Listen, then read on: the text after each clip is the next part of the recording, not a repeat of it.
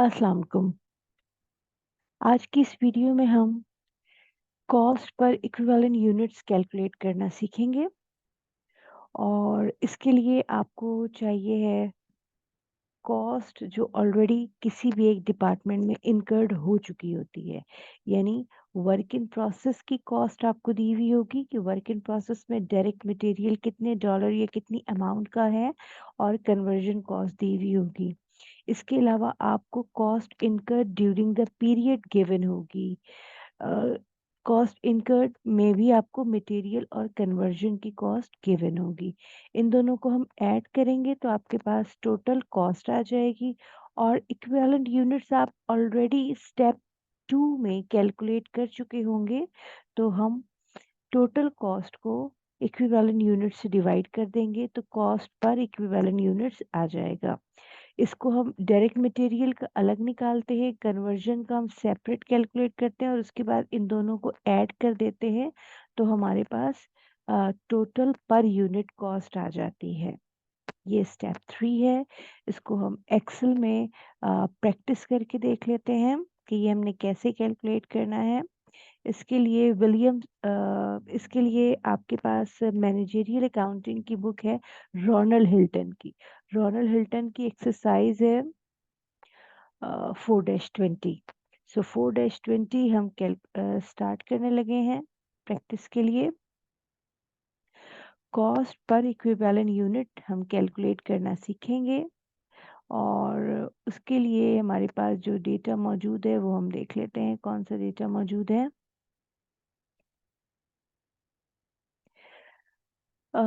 Jahol Lumber Company grows, harvests, and processes timber for the use in construction. The following data pertains to the farm's mill during November. Work in process November 1 यानी at the start of the month है। तो आपको cost given है, ये देखिए cost given है direct material और conversion की, जो कि वर्क इन प्रोसेस इन्वेंट्री के अंदर है। ओपनिंग इन्वेंट्री के अंदर मटेरियल एंड कन्वर्जन कितने डॉलर का, कितनी अमाउंट का इनकर्ड हुआ है। इसके अलावा कॉस्ट इनकर्ड ड्यूरिंग नवंबर यानी during the month, during time period आपको कॉस्ट कितनी इनकर्ड हुई है वो कॉस्ट आपको दे दी गई है। दो तरह की कॉस्ट आपको नजर आ रही है, एक ओपनिंग वर्क इन प्रोसेस की और एक ड्यूरिंग द पीरियड।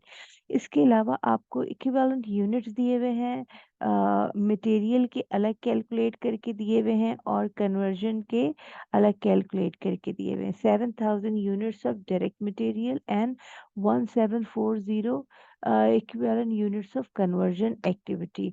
दोनों के लिए हमने जो रिक्वायरमेंट है वो है cost per equivalent unit calculate करना है, लेबर की मटेरियल की अलग करना है और कन्वर्जन की अलग करना है। अच्छा, एक जो इसमें ख़ास बात ये है कि इस पर्टिकुलर प्रॉब्लम में इक्विवेलेंट यूनिट्स आपको गिवन है, लेकिन जनरली जब आप कॉस्ट ऑफ प्रोडक्शन रिपोर्ट बना रहे होते हैं तो इक्विवेलेंट यूनिट्स गिवन नहीं होते, आपको स्टेप 2 में उसको कैलकुलेट करना होता है। तो अब हम यहाँ पे स्टेप 3 स्टार्ट करने लगे हैं और स्टेप 3 का जो तरीका है, स्टेप 3 हमारे पास है, इसको हम कहेंगे calculation of cost per equivalent unit. और इसमें हमारे पास डायरेक्ट मटेरियल्स अलग होंगे, फिर कन्वर्जन कॉस्ट अलग होगी और फिर हम टोटल कॉस्ट का भी कैलकुलेट करेंगे।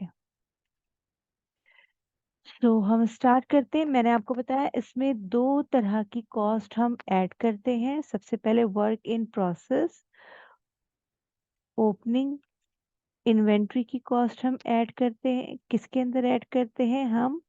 Cost incurred during the month. Cost incurred during the month या आप कह लें cost added during the month, तो उसमें फिर उस कॉस्ट में हम ओपनिंग इन्वेंट्री को ऐड करते हैं। अब अगर आप देखें यहाँ पे तो आपके पास जो ओपनिंग इन्वेंट्री की कॉस्ट मौजूद है ये 65 इस ये मटेरियल में ऐड हो जाएगी और 1,80,000 ये ओपनिंग इन्वेंट्री की कन्वर्जन में ऐड हो जाएगी। तो हम स्टार्ट करते हैं। यहाँ पे 65,000 डायरेक्ट मटेरियल है तो यहाँ पे हम 65,000 लिख देते हैं और कन्वर्जन में हमारे पास कितना है 180,000 तो हम 180,000 लिख देते हैं और फिर हम इन दोनों को टोटल भी कर लेंगे तो हमारे पास टोटल 245 आ रहा है। उसके बाद कॉस्ट इनकर्ड आप देख लें और जो कॉस्ट इनकर्ड हुई है उसका भी डायरेक्ट मटेरियल अलग दिया हुआ है और कन्वर्जन अलग दिया हुआ है तो हम यहाँ पे बिल्कुल इसी तरह डायरेक्ट मटेरियल के आगे हम लिख देंगे 4,25,000 और कन्वर्जन के आगे हमें कितना दिया हुआ है 690 तो यहाँ पे हमने 690 लिख दिया और इन दोनों को जब ऐड करते हैं तो आपके पास ये अमाउंट आती है और फाइनली हम इनको भी ऐड कर देंगे। जब हम इसको ऐड कर देंगे तो टोटल कॉस्ट हमारे पास आ जाएगी total cost to count for ये हमारे पास टोटल इसका भी हम सम कर लेंगे डायरेक्ट मटेरियल का भी हमारे पास सम आ गया और डायरेक्ट मटेरियल का सम हम सिंगल लाइन से कर देंगे क्योंकि अभी हमने इसको डिवाइड भी करना है और यहाँ पे जो कॉस्ट है इसको हम किसी चीज़ से डिवाइड नहीं करेंगे तो ये कॉस्ट हमने डबल लाइन से क्लोज कर दी है। अच्छा अब उसके बाद हमारे पास हमने जनरली हम स्टेप 3 में इक्विवेलेंट यूनिट्स कैलकुलेट करते हैं। इस पर्टिकुलर प्रॉब्लम में आपको इक्विवेलेंट यूनिट्स दिए हुए हैं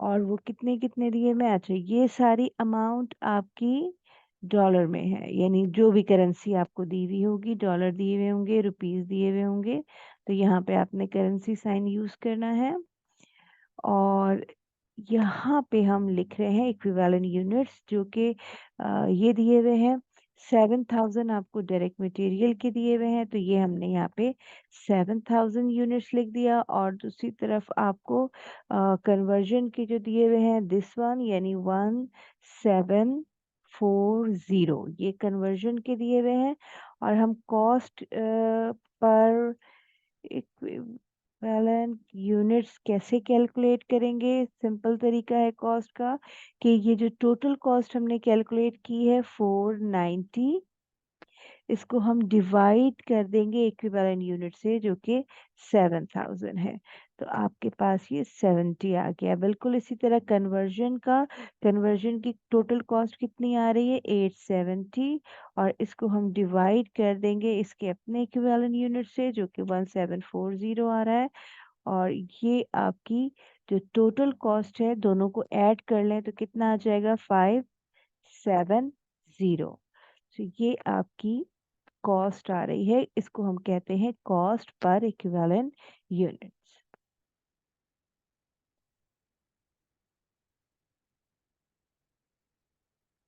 और इसको भी हम फिर डबल लाइन से क्लोज कर देंगे।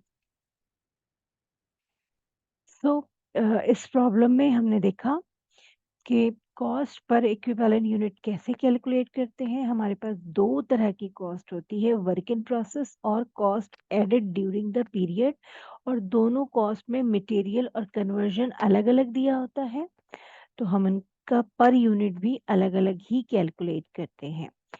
सिमिलरली एक और प्रॉब्लम की हम प्रैक्टिस करते हैं और ये प्रॉब्लम है हमारे पास 4-21 4-21 में हम देखते हैं कि क्या प्रॉब्लम क्या चीज़ है कौन सा डेटा दिया हुआ है Otsego Glass Company manufactures window glass for automobiles. The following data pertains to the plate glass department. All right, अब आप देखिए work in process June first में ओपनिंग इन्वेंट्री दी हुई है और ओपनिंग इन्वेंट्री अगेन मटेरियल की अलग दी हुई है और कन्वर्जन की अलग दी हुई है और अगर हम देखें तो हमारे पास ये इन अमाउंट डॉलर दी हुई है। इसी तरह cost incurred during the period हमें दिया हुआ है, ड्यूरिंग द मंथ हमें दी हुई है जितनी कॉस्ट इनकर्ड हुई है और वो कौन सी कॉस्ट इनकर्ड हुई है। अगेन मटेरियल अलग गिवन है और कन्वर्जन अलग गिवन है। इसके अलावा equivalent units of material and equivalent units of conversion भी दिए हुए हैं और दोनों की हमने कैलकुलेट करना है कॉस्ट पर इक्विवेलेंट यूनिट्स। तो कॉस्ट ऑफ प्रोडक्शन रिपोर्ट में इसको हम कहते हैं स्टेप 3। तो हम अब स्टेप 3 बना रहे हैं। स्टेप 3 है cost per this you can say calculation of cost per equivalent unit. तो इसमें हमारे पास दो चीजें मौजूद हैं। सबसे पहले हमारे पास है डायरेक्ट मटेरियल्स, फिर हम ले लेंगे कन्वर्जन कॉस्ट और फिर हम ले लेंगे टोटल कॉस्ट। सो 3 कॉलम हमारे पास बनेंगे क्योंकि हमें मटेरियल और कन्वर्जन सेपरेट गिवन है। अच्छा, तो अब इसमें दो तरह की कॉस्ट होगी। सबसे पहले वर्क इन प्रोसेस और work in process opening inventory की कॉस्ट ये गिवन है। डायरेक्ट मटेरियल गिवन है $37,000 और कन्वर्जन गिवन है 36,750 गिवन है। तो ये हम दोनों ले लेंगे और उसके बाद इसको हम टोटल कर देंगे। देन कॉस्ट एडेड या cost incurred during the during June, ये जून का मंथ इसमें दिया हुआ है तो हम जून ले लेते हैं। मटेरियल कन्वर्जन की अलग अलग दी हुई है तो ये हमने मटेरियल कर दिया और कन्वर्जन कर दिया। इन दोनों को हम ऐड कर देंगे इन दिस वे और फिर हम मटेरियल भी टोटल कर देंगे, कन्वर्जन भी टोटल कर देंगे और फिर हम दोनों की अमाउंट टोटल फाइनली कर देंगे और इसको हम क्लोज कर देंगे।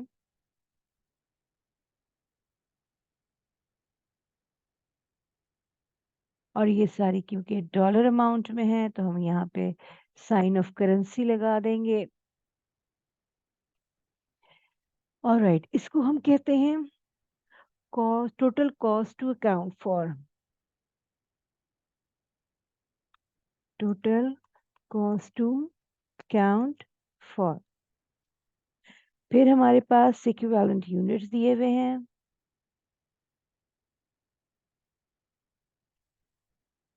इक्विवेलेंट यूनिट्स में आप चेक कर लीजिए, मटेरियल के दिए हुए हैं 17,000 तो ये हमने 17,000 लिख दिया और फिर कन्वर्जन के दिए हुए हैं 48,500 तो ये हमने 48,500 लिख दिया।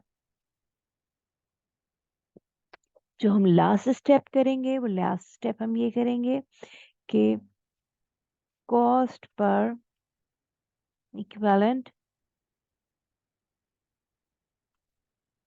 यूनिट्स कैलकुलेट करेंगे।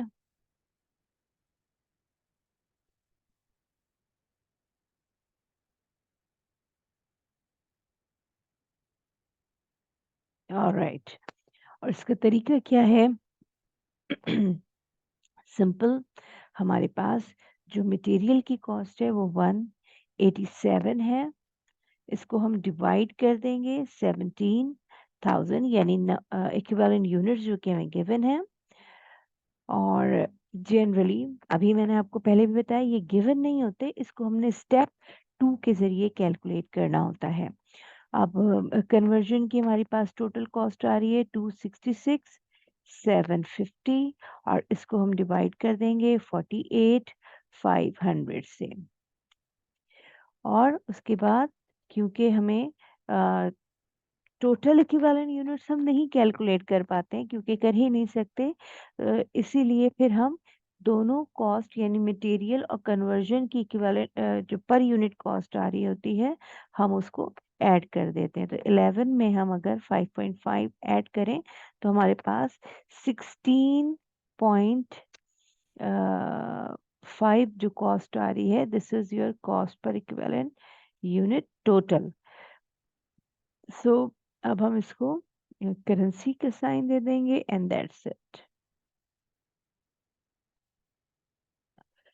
सो आज की इस वीडियो में इतना ही था। नेक्स्ट वीडियो आपको स्टेप 4 की मिलेगी जो कि कॉस्ट ऑफ प्रोडक्शन रिपोर्ट की लास्ट स्टेप होती है, लास्ट स्टेज होती है। इसमें हम एनालिसिस ऑफ टोटल कॉस्ट करेंगे, यानी ये जो टोटल कॉस्ट दी हुई है 4,53,750, तो इसका हम एनालिसिस करके देखेंगे कि ये इतनी कॉस्ट हमने इनकर्ड की थी। तो फिर इसके बाद जब हमने कॉस्ट यूनिट्स कंप्लीट कर लिए तो फिर इस कॉस्ट की कैलकुलेशन क्या होगी। That's it for today's video. Next step 4 next video में करेंगे।